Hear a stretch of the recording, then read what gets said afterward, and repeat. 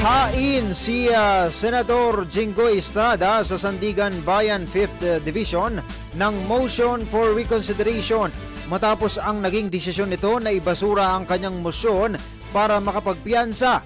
Sa nasabing motion, muling iginit ni Senador Estrada na hindi siya may tuturing na flight risk at maaari siyang pagkalooban ng piyansa kahit hindi pa nagsasagawa ng pagdinig upang alamin kung matibay ang ebidensya ng prosekusyon laban sa kanya.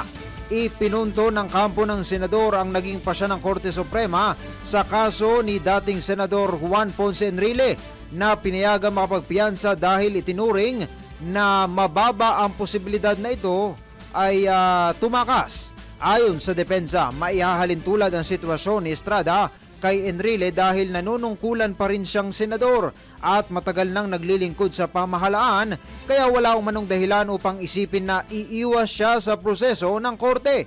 Binigyang diin din ng kanyang kampo na sa mga nauna niyang kaso, ilang ulit siyang pinayagang bumiyahe sa ibang bansa ngunit palagi siyang bumabalik sa Pilipinas upang humarap sa mga pagdinig.